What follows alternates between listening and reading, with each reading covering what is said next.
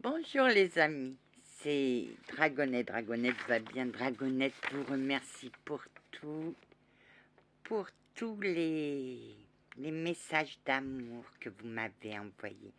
Je vous aime. Alors, je vous avais promis de vous parler de la révolution des œillets. Je l'ai faite, mais la suite viendra après parce que je voudrais vous faire par chronologie. Et là, c'est juste un résumé. La révolution des œillets. Révolution dos cravos. Je parle très mal portugais.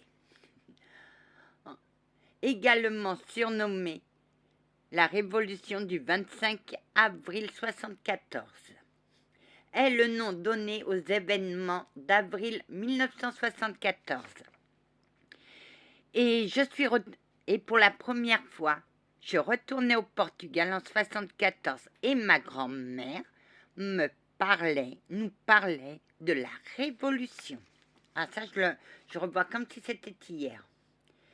Qui ont entraîné la chute de la dictature salazariste, qui dominait le Portugal depuis 1933. Salazar était l'ami d'Hitler. Quand il a eu la guerre, il a fermé ses frontières.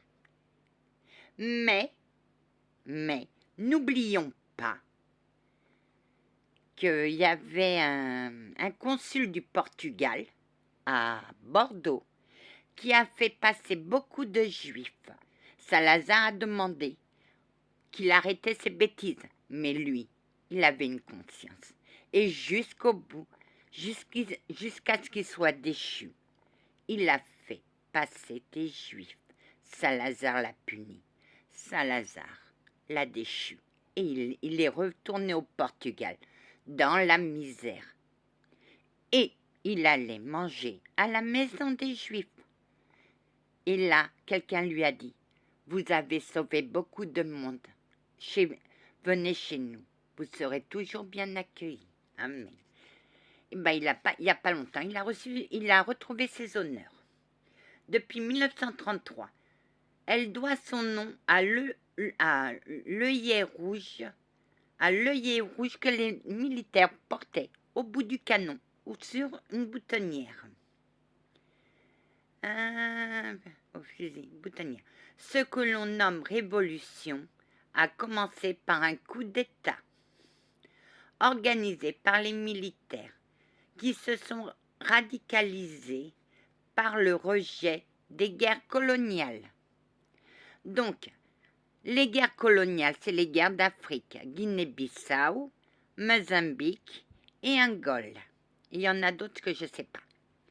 Salazar ne voulait pas donner l'indépendance. Il a envoyé des militaires de 62 jusqu'en 74. Mon père a fait cette guerre. Il était en Angola. Je ne me rappelle plus d'où, il va falloir que je lui demande.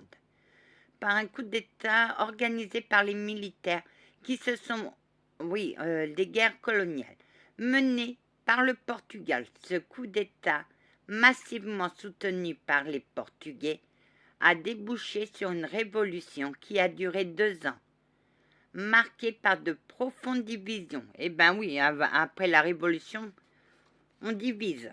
Marquée sur la façon de refondre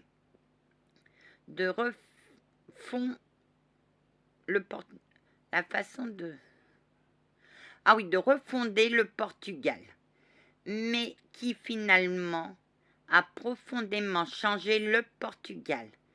Cette révolution a la particularité de voir des militaires porteurs d'un projet démocratique mis en place d'un gouvernement civil, organisation d'élections libres, décolonisation, renverser un régime sans pour autant instaurer un régime autoritaire.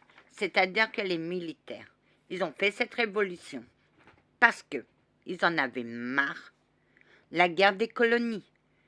La guerre des colonies, beaucoup y sont restés, beaucoup, comme j'ai dit à mon père, beaucoup sont morts piller dans la nature. Et des fois, dans les cercueils, il n'y avait que des pierres, parce qu'on n'arrivait pas à retrouver les corps. Le Portugal s'enlissait, mais